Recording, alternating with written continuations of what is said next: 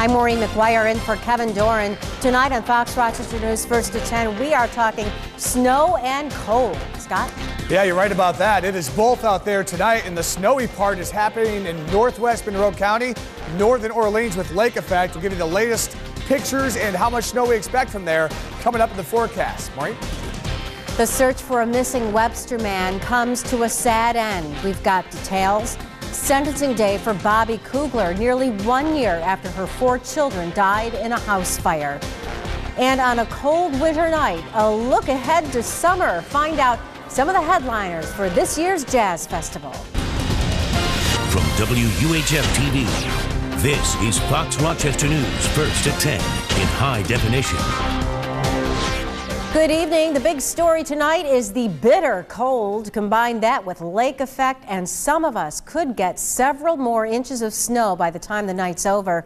A few towns by the lake have already gotten a foot of snow. So let's begin with Chief Meteorologist Scott Hetzko. Yeah. It's January in Rochester. You're not kidding. And you know where that video was taken? Right along the Bay Bridge. Yeah. And that's always a marking point. Bay Bridge South, sometimes not as much snow. Let's talk about what's going on radar right now. And you can see on Storm Doppler here, pretty impressive amount of snow falling right along and near Route 104 at this very hour. You can see it Hamlin and Hilton area. Brockport, some light to moderate snow right here. Another spot that's getting it is Wayne County. This long band right along 104 have had reports of Wolcott getting hit really hard, as well as Ontario area and also Pulteneyville and down near Williamson as well. I want to show you some of the pictures we've gotten in from Facebook. And here's Ontario. A couple of hours ago from Caroline Fry. Caroline, thank you for this very busy picture right up there on Route 104. And another shot on the other side of Monroe County, from Wayne County over to Monroe. You can see here up in Hamlin, some snow sitting there on one of the, looks like a haystack or something from Linda Hanley. So snowfall reports I've gotten on Facebook, not official numbers, anywhere from a 6-inch snowfall, some in northern Orleans County reporting near a foot from the lakeshore snow. So here's the numbers. That's the other side of the story. Bitter cold air. Henrietta's at 9 degrees right now and clear. Mendon, you're at 8 degrees. Not a lot of snow down here tonight. Want to make that clear. If you're watching East Rochester, Mendon, and Henrietta, maybe very little, if anything, for you overnight tonight. It's really going to be more city and north. That's where the snow will begin to pick up overnight. So 7 a.m. tomorrow, 7 degrees, Lake Snow City north. Again, the metro may get impacted, Maureen, but especially north side. We'll talk much more about that. Give you the latest thoughts on the numbers in just a few minutes. All right, Scott, thanks. New tonight, the search for a missing Webster man has ended. Police believe they found the body of 80-year-old Marco Montante this afternoon, more than 24 hours after he went missing. He was last seen leaving his home on Lauren Court in Webster yesterday morning. The body was discovered 2 miles away today on Ashbrook Circle. Allie Toohey has more on the search. According to authorities, the search for 80-year-old Marco Montante was extensive. At any given point, they had more than 50 people actively looking for him. State police came out, Border Patrol, the Sheriff's Department. We actually used a bloodhound from Wayne County Sheriff's Department. So we had a lot of resources out there all day and actually all night. With the help of volunteers, first responders searched by foot, by car, by horse, even by helicopter, nonstop for more than 30 hours. And then, just after 4 this afternoon, Montante's body was discovered about 2 miles from his home in a drainage ditch on Ashbrook Circle in Penfield. Webster Police Lieutenant Joseph Rieger says a West Webster firefighter made the discovery. He also says that Montante suffered from Alzheimer's disease and had a history of wandering off. He had walked off in the past, and we've always found him where he's walked home. Rieger says they were hoping they'd be able to find him this time, too. Our thoughts and prayers go out to the family at this time. While there is little doubt this evening that the body isn't that of Montante's, authorities will still wait for a positive identification from the medical examiner's office. Reporting from Penfield, Allie Toohey, Fox First at 10. Tonight, the bone-chilling cold is keeping emergency responders busy. Vanessa Herring reports on the spike in weather-related calls, and she joins us live tonight in Rochester. Vanessa? Well, Maureen, rural metro EMTs were quite busy with a steady flow of what they call cold calls, appropriately named for weather-related emergencies like falls on ice. And tonight, they have some tips for you to stay safe in these frigid temperatures. Is there another unit in there? Along with typical medical emergencies, rural metro crews were busy with cold weather calls. A lot of slip and falls, a lot of just cold people outside, not knowing what to do. With temperatures in the single digits, elderly people and children are at the greatest risk. The children, you'll see more of the sledding accidents, the playing outside. The elderly, it's the slip and fall on the ice, trying to get to and from their vehicles. Paramedics say everyone should be cautious of the cold weather and take steps to protect themselves. Bundle up, limit the amount of time that you're there. Hats, gloves, scarves. Tonight, mandatory, I'd say, for anybody going out, venturing out. Winter boots, clothing appropriate. EMTs also say if you start feeling the effects of the cold, it's best to go inside and warm up.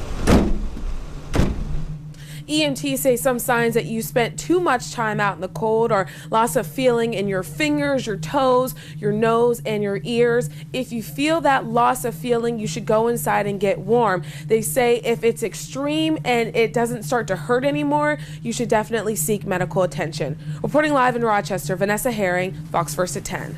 Homeless shelters are taking extra steps tonight to help the people in their care. Thanks to donations, the guest house at the Veterans of America has plenty of scarves and gloves to help those in need. However, coats and boots are in short supply.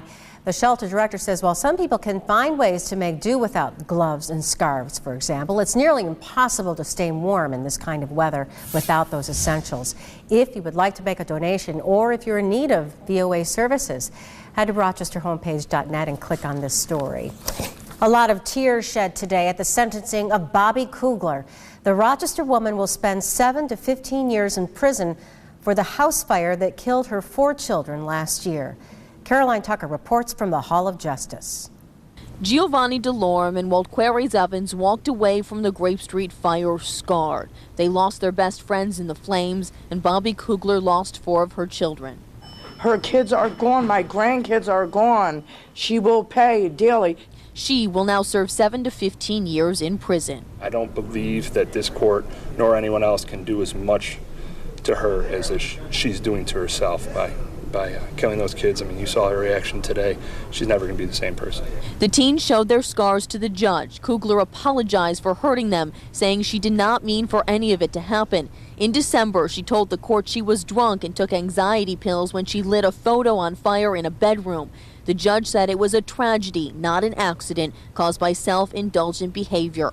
Kugler's mother disagrees. Got this judge in here that obviously has a heart of stone. The way he was speaking to her, she was nothing but apologetic, would have crawled on the floor for those kids. She would have never hurt those kids. Also in court, the firefighters who fought those flames, they came to see justice served and to be a voice for the children who lost their lives. The firefighters, that's one of the hardest things. Any loss is hard, but the loss of a child in a fire really hits deep within the fire service. Kugler's family says they will never be the same. The teen's parents wanted a harsher sentence, but Kugler's attorney says she will be working hard to forgive herself. Caroline Tucker, Fox First at 10. New tonight, the ATF and the Wayne County Sheriff's Office are investigating another burglary at a gun shop. The ATF says someone broke into D&M Shooting Sport in Palmyra last night and made off with 24 handguns and 1 rifle. We're told the shop has an electric-powered alarm system that the thief disabled. So far, there have been no arrests. This is the second gun shop burglary in Wayne County in 2 months. In November, thieves broke into Tom's Guns and Ammo in Sodus and made off with 62 guns. That case also remains unsolved. Meanwhile, both shootings and homicides are up in the city of Rochester. Police Chief James Shepard released the annual report today. There were 36 homicides in 2012. That's up from 31 the year before. 2012 also saw 10 deadly fires, none the previous year. 218 people were shot last year. That's more than half than 2011. The chief says most violent crime isn't random at all. When we have a violent crime, there's somebody attached to that person. You know, the victim has a brother, sister, mother, father, uncle, relative, somebody who's touched by it. There is a positive note. Burglaries are down 13%, and police are now focusing on corner stores in the city after listening to citizen concerns from the past year. Some revealing numbers today about Kodak's financial future. It looks like the largest growing section of the company is the same one Kodak plans to downsize. The company released its latest projections to the Securities Exchange Commission today. Kodak expecting this year's total sales will come in at around $2.5 billion. 2/3 of those sales come from the Graphics Entertainment Commercial Films Group, a division that Kodak plans to scale back.